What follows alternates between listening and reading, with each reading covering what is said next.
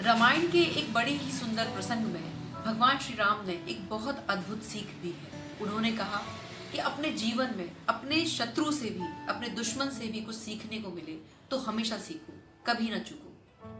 और जैसा कि आप सभी को पता है कि पिछले कई सालों में हमारे संबंध, हमारे रिश्ते पड़ोसी मुल्क पाकिस्तान से बद से बदतर हुए हैं, पर फिर भी भगवान श्री राम की इसी सीख से मैंने अभी पाकिस्तान की एक बेटी से जो सीखा है, वही इस वीडियो के माध्यम से मैं आप सभी के साथ शेयर करना चाहती हूँ।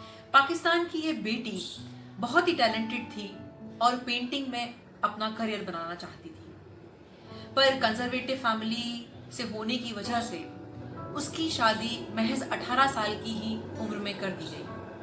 अपनी इस 2.5 साल की शादीशुदा जिंदगी में वो कभी भी खुश नहीं थी और एक दिन अपने शौहर यानी अपने हस्बैंड के साथ वो कार से कहीं जा रही थी। उसके हस्बैंड ही कार ड्राइव कर रहे थे। उसके हस्बैंड को अचानक झपकी लगी और कार डिसबैलेंस्ड होने की वजह से कार खाई में जा गिरी। उसके हस्बैंड खुद को बचाने में कामयाब रहे, पर वो लड़की उस कार में फंसी रही। लोगों की मदद से तकरीबन 3-3.5 घंटे की मशक्कत के बाद उस लड़की को निकाला गया। मल्टीपल फ्रैक्चर्स, इंजरीज और बेहोशी की हालत में उसे हॉस्पिटल लाया गया। जब उस लड़की का हॉस्पिटल में होश आया, उसके बाद डॉक्टर ने एक के बाद एक करके उसे बुरी खबरें देना शुरू कर दिया। उसके जीवन की सबसे बुरी खबर कि अब चलना तो दूर, वो कभी भी अपने पैरों पे खड़ी भी नहीं हो सकती। उसके जीवन की दूसरी बुरी खबर कि वो कभी अब माँ भी नहीं बन सकती। उसके जीवन की तीसरी बुरी खबर कि वो पेंट भी नहीं कर सकती। इन सारी खबरों ने उसे भीतर से तोड़ के रख दिया। हॉस्पिटल से डिस्चार्ज होने के बाद जब वो घर आई तो उसने अपने पेरेंट्स से रिक्वेस्ट की कि अब वो किसी भी रिश्तेदार और अपने किसी भी फ्रेंड से नहीं मिलना चाहती, क्योंकि वो किसी की भी सहानुभूति का पात्र नहीं होना चाहती। उसने अपने आप को 4 दीवारी में कैद कर लिया और दिन रात उसको अपने भविष्य का भय सताने लगा। उसके भीतर एक बात जो दिन रात उसका सुकून छीने हुए थी वो ये कि अब वो कभी माँ नहीं बन सकती, कभी चल नहीं सकती, तो बहुत जल्द अब उसके शौहर उसको तलाक दे देंगे। एक दिन उसकी माँ ने उसको हिम्मत बांधते हुए कहा कि आखिर ये रोना धोना कब तक रहेगा। मालिक ने इतनी मुसीबतों के बाद भी अगर तुम्हें जिंदा रखा है तो उसके पीछे कोई मकसद होगा और उस मकसद को खोजना ही तुम्हारे जीवन का अब एक लक्ष्य होना चाहिए। अपनी माँ के इस हौसले भरे शब्दों को सुन उसकी आत्मा को इन शब्दों ने छुआ और उसने खुद से वादा किया कि अब वो सारे फियर्स को एक एक करके फेस करेगी। उसने सारे फियर्स को कागज पे लिखा। पहला फियर कि क्योंकि वो चल नहीं सकती इसलिए उसके शौहर अब उसको तलाक दे देंगे, वो कभी माँ नहीं बन सकती, कभी पेंट नहीं कर सकती और वो कभी सोसाइटी को फेस नहीं कर सकती। उसने ये सारे फियर्स लिखने के बाद खुद से वादा किया कि अब वो बिना देरी के एक एक करके सारे फियर्स को फेस करेगी।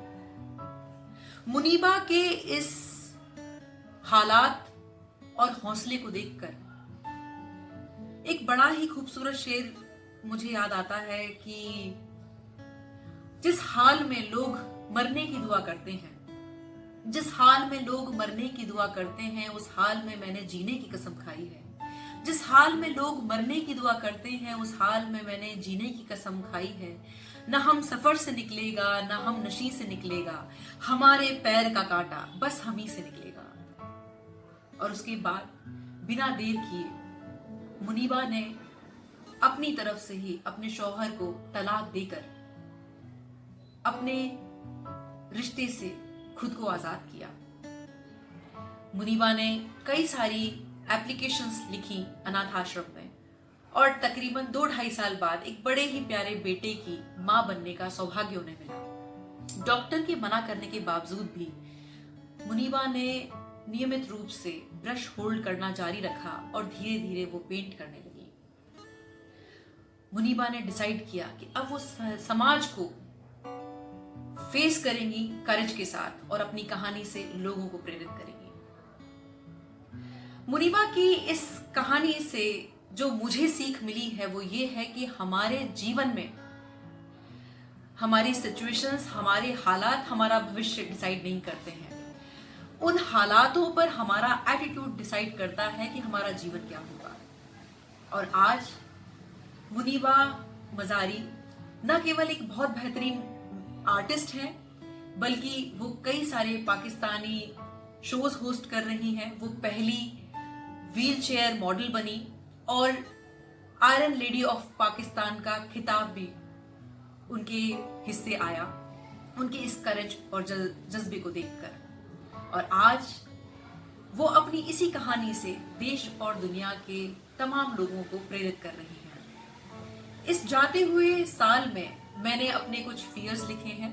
आप सभी से रिक्वेस्ट करती हूँ कि आज ही बिना देरी के अपने वो सारे फियर्स जो आपको आगे बढ़ने से रोक रहे हैं वो लिखें और आने वाले साल में संकल्प लें कि एक एक करके वो सारे फियर्स आप फेस करेंगे, क्योंकि बिल्कुल सही है कि डर के आगे ही जीत है।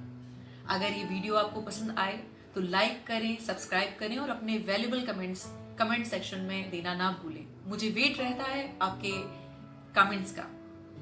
उम्मीद करती हूँ ये वीडियो पसंद आया होगा। बहुत बहुत शुक्रिया, बहुत बहुत आभार। नमस्कार।